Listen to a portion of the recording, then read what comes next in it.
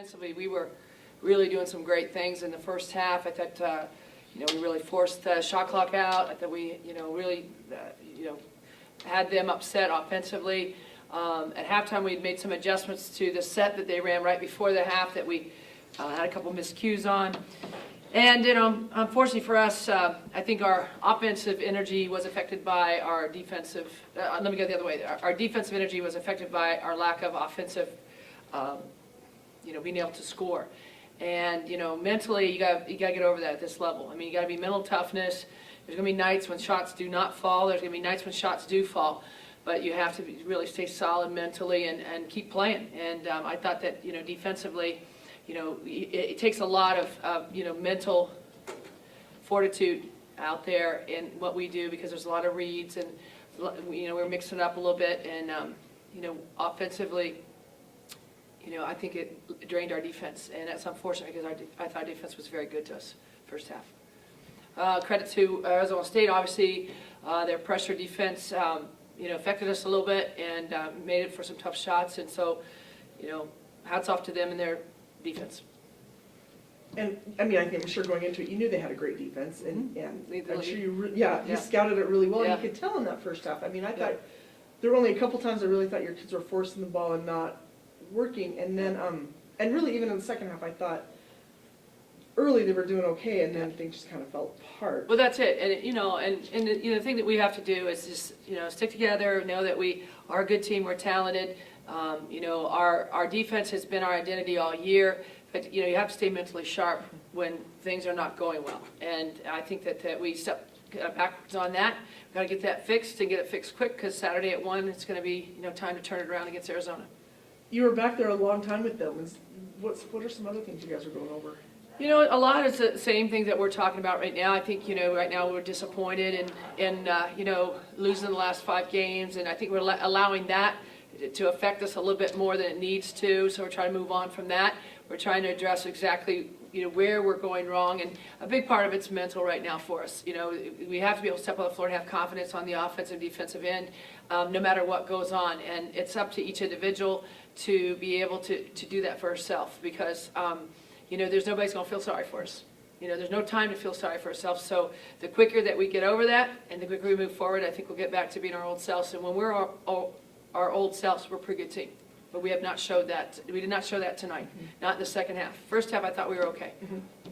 Can you highlight maybe a little? I was really impressed with Katie tonight. I mean, and I often am. I can't tell you how many times in my notes I've written down, how is she rebounding the ball? Yeah.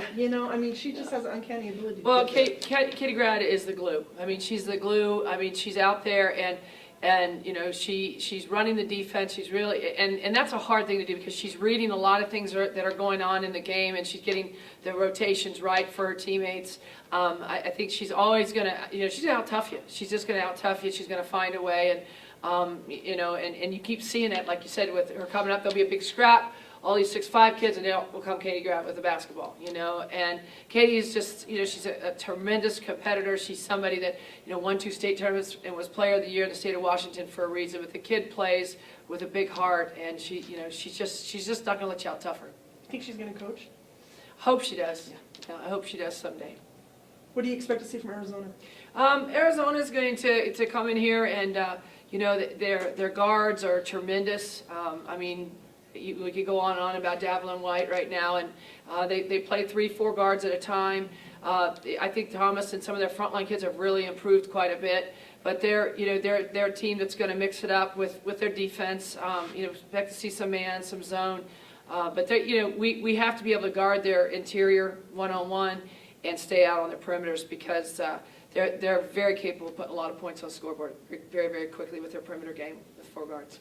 How's Tia? She got banged around pretty hard that early. Yeah, it's unfortunate. She got hit hard on that first screen, and they took her in the back to check her, and she passed all the concussion tests, and so we let her get back out there and stuff. But that's tough.